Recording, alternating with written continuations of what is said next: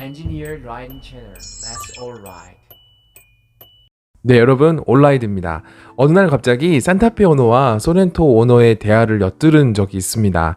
이 내용은 두 차량 중 어떤 게 더 윗급이냐 였는데요.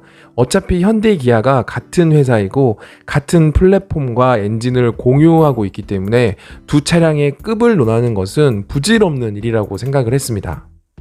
이는 소나타와 K5, 그랜저와 K7, 더 나아가면 아반떼와 K3의 승용 라인도 서로 밀고 당기기를 반복하면서 판매량을 늘리고 있고, 투싼과 스포티지 또한 형제 차이기 때문에 사실상 껍데기만 다른 산타페와 소렌토의 차급을 논한다는 것은 무의미하다고 생각했기 때문입니다.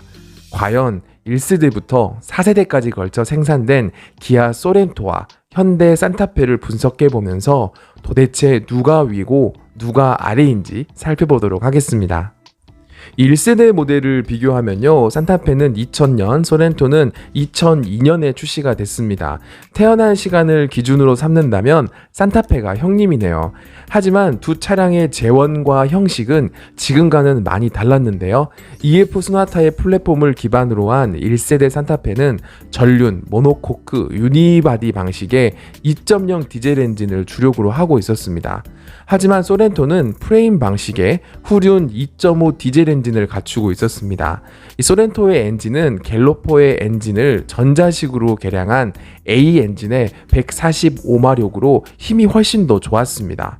1세대의 가격은 산타페가 1,848만원에서 1,954만원 선, 소렌토가 2,040만원에서 2,192만원으로 소렌토가 200만원 정도 더 비쌌습니다. 차체 사이즈도 산타페에 비해 소렌토가 더 컸기 때문에 여기서 일반적으로 산타페보다 소렌토가 더 윗급이라는 인식이 생겨나기 시작했습니다. 네, 2세대 모델은요, 소렌토와 산타페가 별반 다를 바가 없는 차가 되었습니다. 이 두 차량 모두 전륜 방식의 모노코크 바디의 승용 SUV를 목표로 했고, 1세대와 마찬가지로 산타페 CM이 2005년 11월 출시가 되었고, 소렌토 XM, 이른바 소렌토 R이 2009년 출시가 됩니다.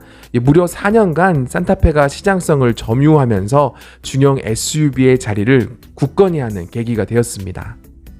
네, 2세대 산타페와 소렌토의 가격은 산타페가 2,220만원에서 3,429만원, 소렌토가 2,465만원에서 3,744만원으로 좀 더 비쌌습니다.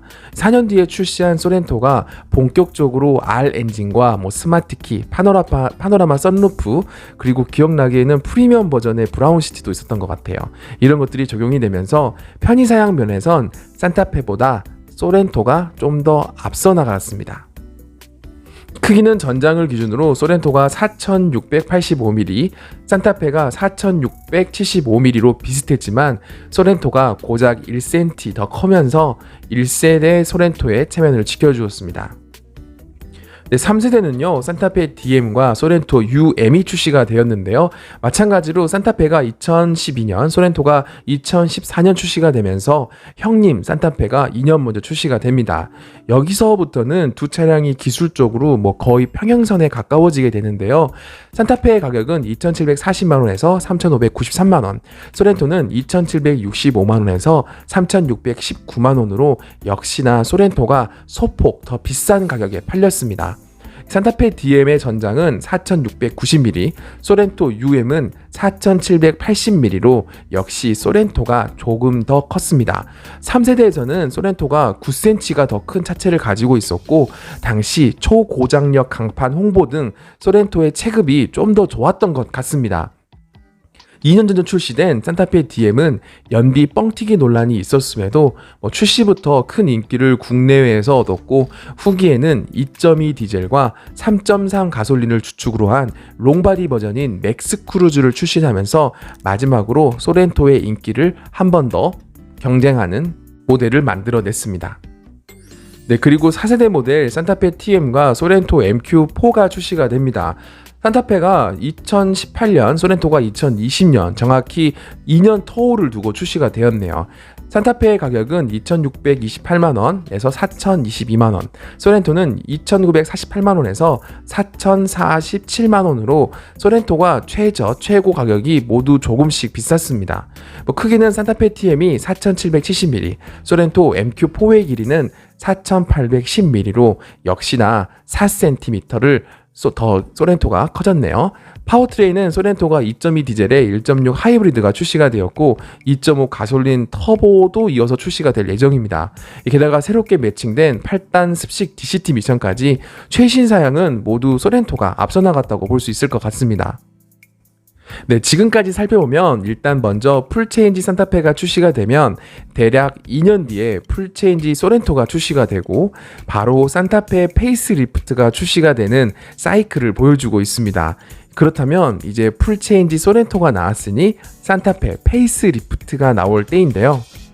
이번에 새롭게 출시될 산타페 TM 페이스리프트에서는 서브프레임 변경부터 엔진과 미션, 특히 1.6 하이브리드 엔진까지 소렌토의 모든 기능들을 갖출 것으로 보입니다.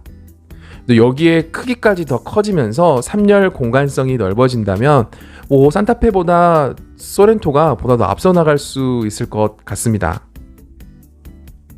여기에 크기까지 더 커지면서 3열 공간성이 넓어진다면 산타페가 소렌토보다 더 앞서 나갈 수도 있을 것 같습니다. 이미 중국형 산타페 롱바디 버전인 청다가 출시된 바 있기 때문에 앞으로 출시될 산타페 페이스리프트의 후면 디자인과 롱바디 버전은 제조사의 공식 발표를 기대해봐야 할 것 같습니다. 게다가 4세대 소렌토의 경우 하이브리드 사건으로 시장을 떠들썩하게 만들었었는데요.